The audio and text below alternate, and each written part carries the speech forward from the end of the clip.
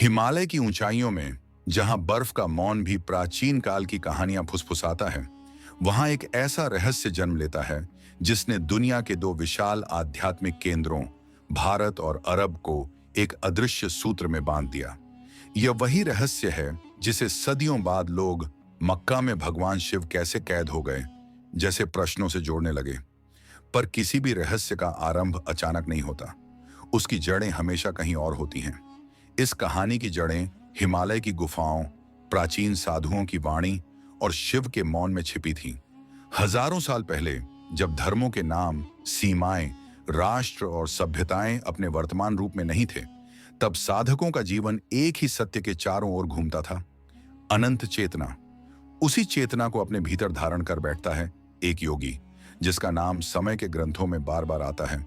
एक ऋषि जो स्वयं महादेव के अनन्य उपासक थे। उनका नाम था ऋषि वामदेव। उम्र से अधिक तेज उनका तप था। कहते हैं वे शिव के इतने निकट थे कि मौन में भी दोनों के बीच संवाद हो जाता था। उनका आश्रम हिमालय की उस घाटी में था जहां आज भी धुंध और पहाड़ की हवा किसी प्राचीन मंत्र की तरह बहती है। ऋषि वामदेव ने एक दिन अपने शिष्यों को बुलाया। उनके चेहरे पर एक अजीब सी गंभीरता थी, जैसे वे आने वाले समय की गहरी आहट सुन चुके हों। उन्होंने कहा, एक ऐसा समय आने वाला है जब दुनिया को जोड़ने वाला सत्य दुनिया को अलग अलग दिशाओं में बांट देगा। ज्ञान के मार्ग बदलेंगे, लोग स्थान बदलेंगे, लेकिन दिव्य ऊर्जा अपना मार्ग खुद चुनती है। और वह दिव्य ऊर्जा अब हिमालय से बहुत दूर जाने वाली है, उस रेतीली भूमि की ओर जिसे आज कोई भी आध्यात्मिक केंद्र नहीं मानता। शिष्य चकित हो गए। रेगिस्तान, अध्यात्म, ब्रह्म ज्ञान, यह असंभव सा लगा।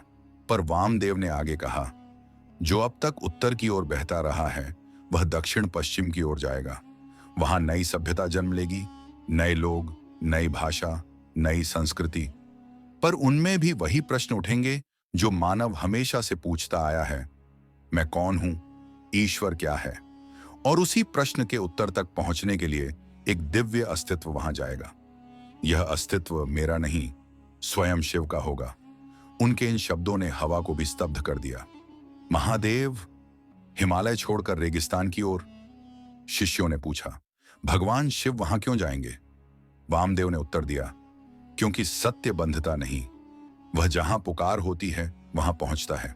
उस भूमि के लोग सत्य को खोजेंगे, पर उनके पास दिशा नहीं होगी, और दिशा देने के लिए महादेव एक अदृश्य रूप में वहां विराजमान होंगे। पर याद रखना, यह उनके कैद होने का रहस्य नहीं होगा, यह उनके स्वयं को छिपाने का निर्णय होगा। लोग इसे कैद मानेंगे, पर कैद और स्वेच्छा में बहुत अंतर होता है। इस घोषणा के बाद वामदेव कई दिनों तक मौन में रहे, जैसे वे भविष्य का वह अध्याय देख रहे हों जो अब तक कोई नहीं देख पाया था। उन्हीं दिनों हिमालय में एक और असाधारण घटना हुई। कैलाश पर्वत की दिशा में अचानक तेज प्रकाश फैलने लगा। उस प्रकाश को देखने वाले साधुओं ने कहा कि ऐसा लगा मानो शिव अपनी तपस्थली से किसी दूर भूमि की ओर प्रस्थान कर रहे हों। कुछ ने इसे प्रकाश लहरी कहा, कुछ ने इसे दिव्य संकेत। पर जिन्होंने इसे देखा वे जानते थे यह सामान्य घटना नहीं थी। इसी दौरान भारत की प्राचीन सभ्यताएं अपने स्वर्ण काल में थीं। व्यापार के मार्ग समुद्रों पर फैल रहे थे, जहाज अरब की दिशा में जाते थे और लोग संस्कृतियों का आदान प्रदान करते थे। उस समय अरबी टापू, जिसे आज अरब कहा जाता है, में कई जातियां, जनजातियां और कबीले रहते थे। वहां पेड़ों की छाया दुर्लभ थी, पानी का स्रोत मूल्यवान था और लोग आसमान को देखकर ईश्वर की ओर झुकते थे। एक ही ईश्वर की अवधारणा वहां तब भी थी, पर उसका रूप, उसका स्वरूप, उसकी कल्पना अस्पष्ट थी। पर वहां के कुछ बुजुर्गों को याद था, हमारे पूर्वजों ने बताया था कि कभी एक महान तपस्वी यहां आया था। वह मौन साधना करता था और वह चंद्रमा के देव के समान शांत था। वह तपस्वी कौन था? लोगों के पास उसका नाम नहीं था, पर वामदेव के अनुसार वही शिव का संदर्भ था जो सदियों पहले अप्रत्यक्ष रूप से उस भूमि पर पहुंचे थे। कहानी यहीं से रहस्य बनती है। क्या शिव वास्तव में अरब भूमि में गए थे? यदि गए तो कहां ठहरे, किस नाम से पहचाने गए, और कैसे एक पत्थर जिसे बाद में काबा के केंद्र में रखा गया इतना पूजनीय बन गया? इस पूरी कथा का आरंभ यहीं से हुआ। भारत में तब महर्षि अगस्त्य, भृगु, अत्रि और अनेक आर्षि अपनी तपस्थली में उन्नत ज्ञान की स्थापना कर रहे थे। संसार के अलग अलग कोनों में लोग धीरे धीरे दिव्यता महसूस कर रहे थे। ऐसे समय में एक अनोखी घटना होती है। वामदेव के पास एक यात्री पहुंचता है जो अरब की ओर से आया था। वह थका हुआ था, पर उसकी आंखों में एक अद्भुत चमक थी।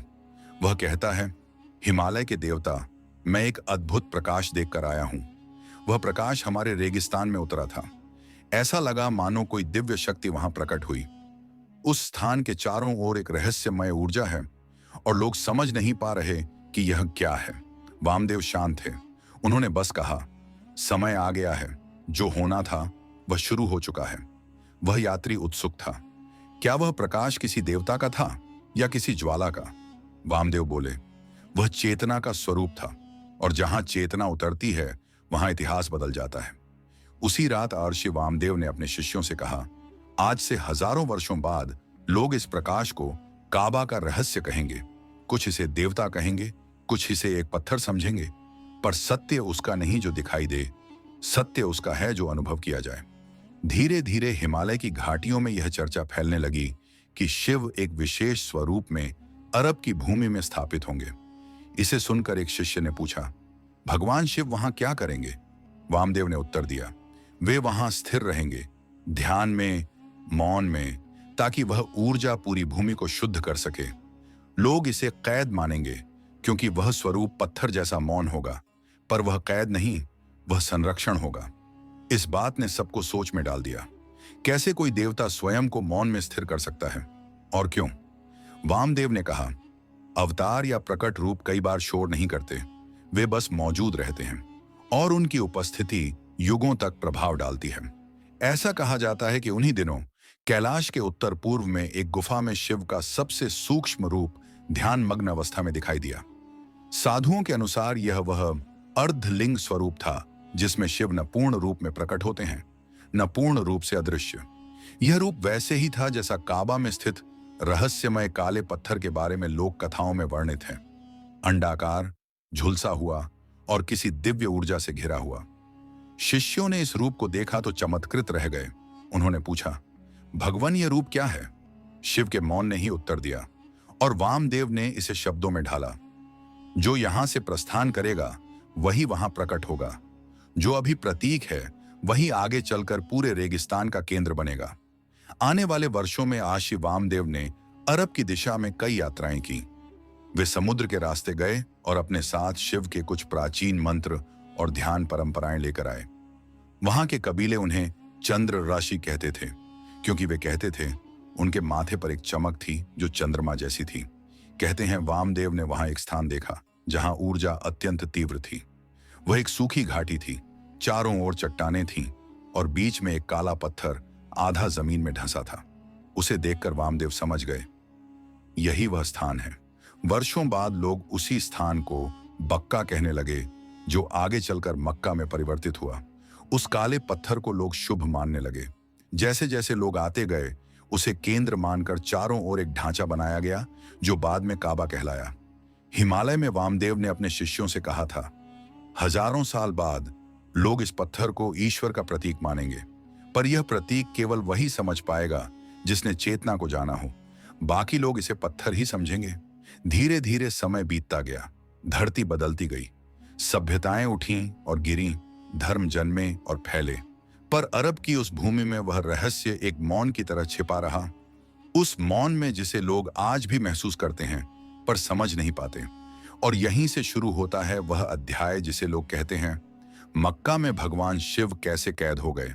पर जैसा वामदेव ने कहा था, कैद केवल शरीर की होती है, चेतना की नहीं, और शिव चेतना है।